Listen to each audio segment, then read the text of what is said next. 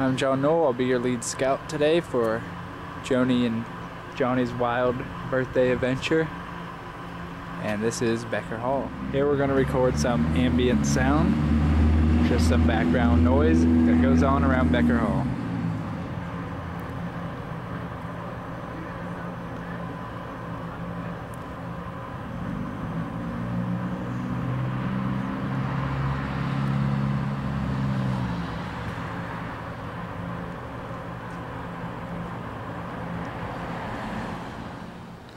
This is the establishing shot of Becker Hall. Now the sun's straight above our heads. It's about 3:30, quarter till 4. So if we're going to shoot anything, we got to make any kind of establishing shot. We got to make sure it's not early in the day or the sun will be in the view of the camera. These will be the doors to Becker Hall that Joni and Johnny are walking in.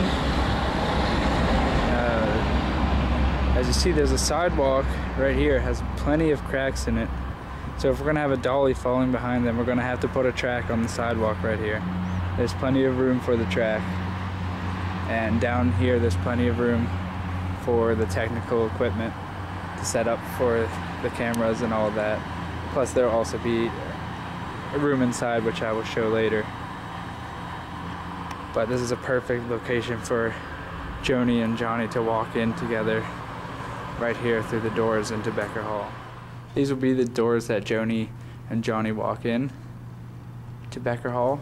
You see them coming in the doors, and they'll end up in this hallway. Inside the breezeway of the doors, we have about 8-foot ceiling to fit any kind of camera equipment we need to in there.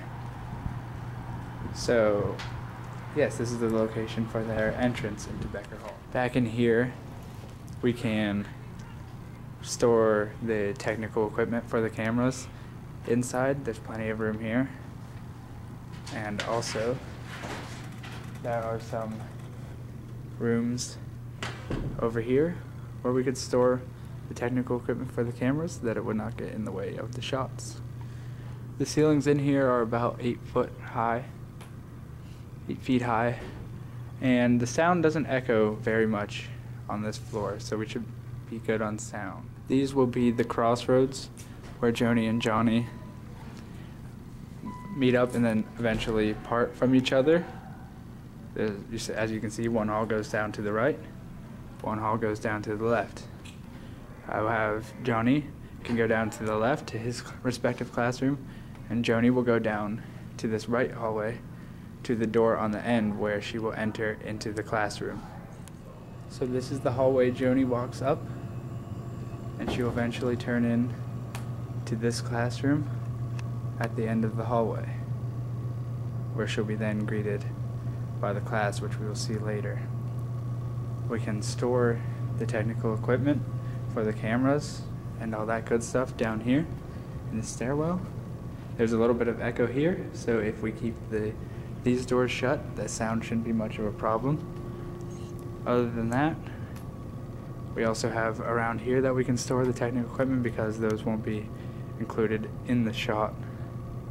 So next we'll move on to Johnny's. This is the hallway that Johnny has walked down, and he'll turn down this hallway and proceed up this hallway, which is again 8-foot ceilings, about the same specs as the other side for Joni's hallway. And Johnny will turn into this classroom. This will be the exterior location for Johnny's classroom that he walks into and interrupts the teacher. Plenty of space in the corner for the technical equipment. The same room is on the other side.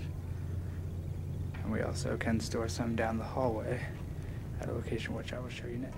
These rooms here give us plenty of room to store our technical camera location. And we shouldn't have to worry about that, all the sounds.